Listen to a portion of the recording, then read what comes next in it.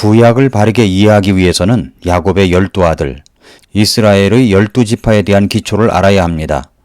창세기 49장에서 야곱이 죽기 전에 자신의 12아들을 축복한 내용은 지파로 형성되어 그들이 앞으로 나아갈 때 어떤 축복을 안고 살아갈 것인가 하는 내용을 말씀해 주시고 있습니다.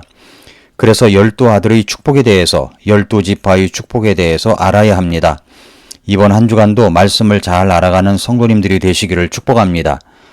야곱은 12아들이 있었습니다. 아내는 4명입니다. 야곱이 4명의 아내를 두었다고 했는데 원칙적인 것은 일부 일처를 하나님께서 정해 놓으신 것이지만 시대적인 과도기에 하나님께서 허용을 하신 것 같습니다.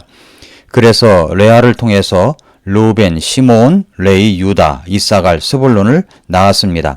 여기서 레위는 제사장직을 부여받은 관계로 12지파에서 빠졌습니다. 대신 요셉의 두 아들인 므낫세와 에브라임이 요셉 대신 들어갔습니다. 첫째로 이사갈의 출생을 보겠습니다. 창세기 30장 14절부터 17절에 보면 밀을 수확할 때에 르우벤이 들에 갔다가 합한 채를 찾아 자기 어머니 레아에게 가져오매 이에 라헬이 레아에게 이르되 원하건대 언니의 아들의 합한 채를 내게 달라 하매 레아가 그녀에게 이르되 네가 내 남편을 빼앗은 것이 작은 일이냐? 그런데 네가 내 아들의 합한 채도 빼앗고자 하느냐? 하니 라헬이 이르되 이런 까닭에 언니의 아들의 합한 차 대신 오늘 밤에 그가 언니와 함께 누우리라 하니라. 저녁에 야곱이 들에서 돌아오매 레아가 나와서 그를 맞이하여 이르되 당신은 반드시 내게로 들어와야 하리니 내가 내 아들의 합한 채로 당신을 확실히 세내었노라 하매 그 밤에 그가 그녀와 함께 누우니라. 하나님께서 레아에게 귀를 기울이셨으므로 그녀가 수태하여 야곱에게 5째 아들을 낳으니라. 여기서 눈에 띄는 단어가 합한채라는 단어입니다. 이 합한채는 중동 지역에서 의학적으로 여자들의 불임증을 치료하는 것으로 믿어지던 고대 의약품의 재료로 사용되던 꽃뿌리가 바로 합한채였습니다. 그런데 지금 창세기 30장에서 보면 이 합한채를 간절히 필요로 했던 여인이 있습니다. 바로 라헬입니다.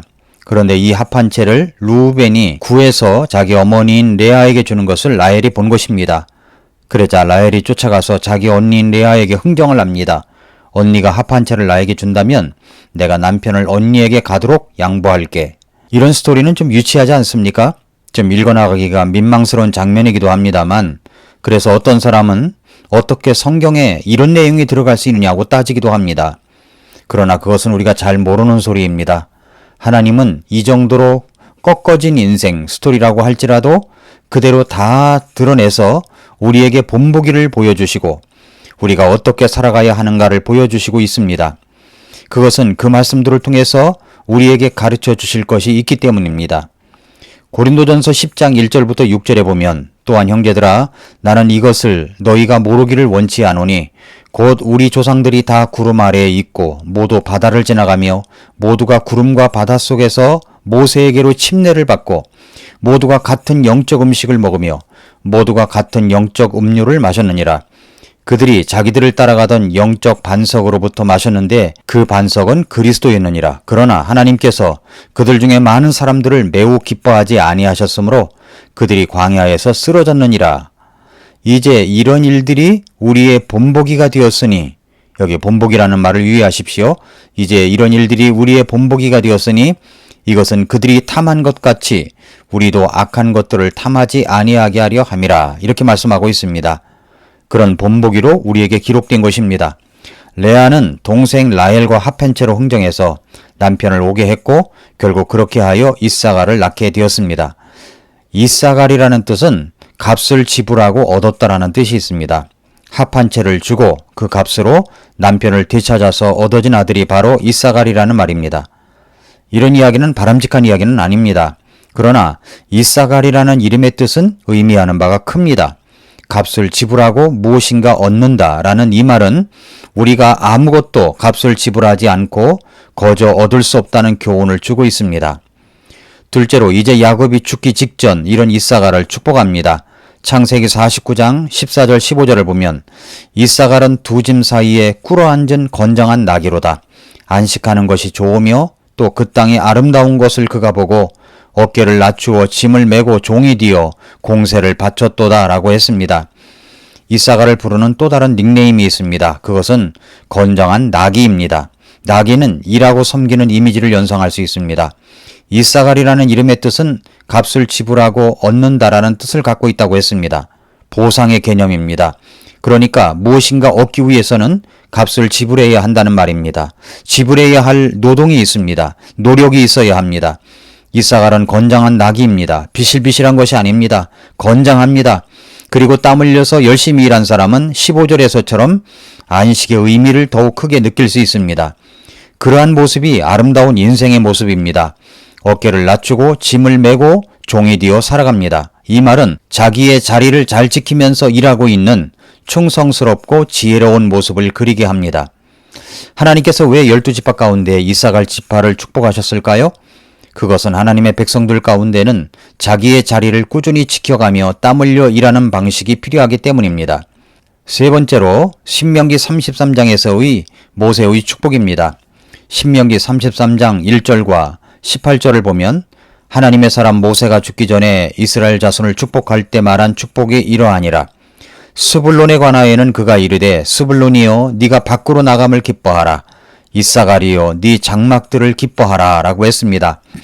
이사갈과 스불론을 동시에 이야기합니다. 스불론은 밖으로 나감을 기뻐하라고 말씀합니다. 그런데 이사갈은 네 장막들을 기뻐하라고 말합니다. 이사갈은 장막에서 집안에서 내적으로 일하는 모습을 그리게 합니다.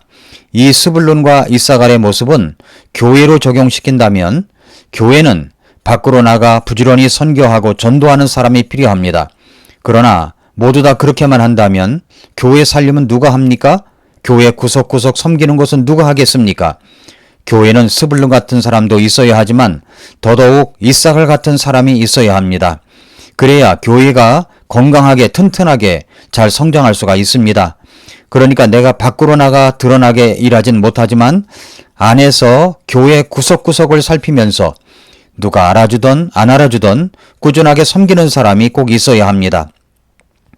자, 우리 교회로 연상하면 누가 떠오릅니까? 바로 그분이 이사갈 같은 분이십니다.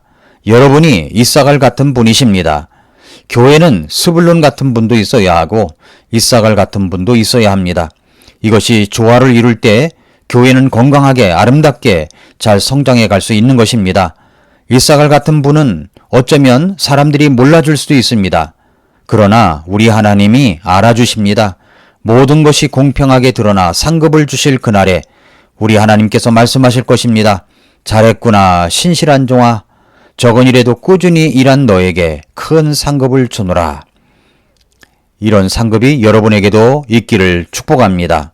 넷째로 출애굽기 28장에서 이사갈 지파를 상징하는 보석입니다. 출애굽기 28장 17절에서 너는 흉패에 보석 물린 것, 즉 보석 4줄을 달되 첫째 줄은 홍보석과 황옥과 석류석으로 하라.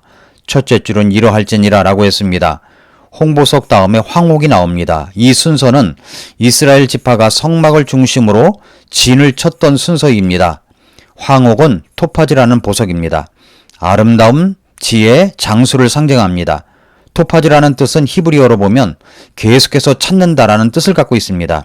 이 보석은 구하기가 정말 어렵다고 합니다.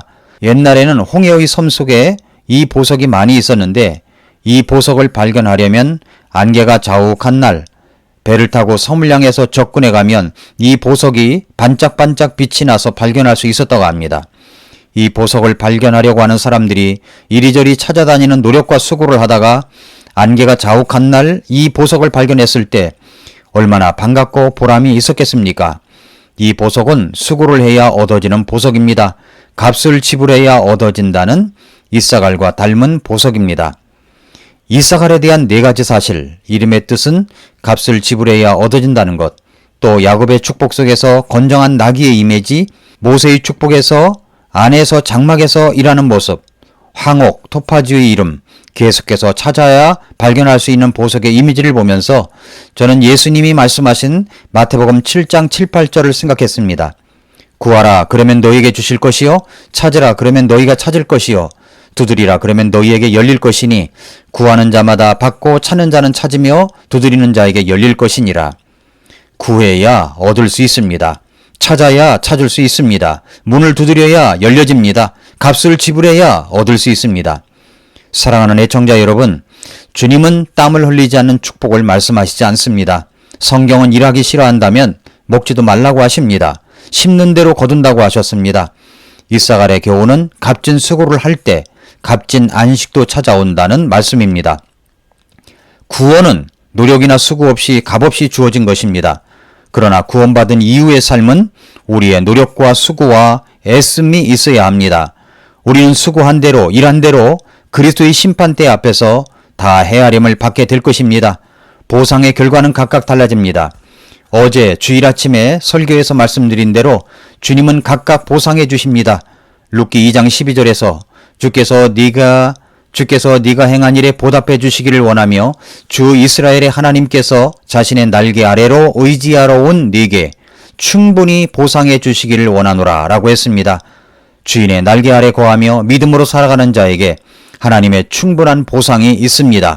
그러므로 히브리서 11장 6절 말씀처럼 믿음이 없이는 하나님을 기쁘게 하지 못하나니 그분께 가는 자는 반드시 그분께서 계시는 것과 또 그분께서 부지런히 자신을 찾는 자들에게 보상해 주시는 분이심을 믿으시기를 바랍니다. 하나님께서 여러분의 수고에 반드시 보상해 주십니다. 오늘도 미라클 모닝입니다.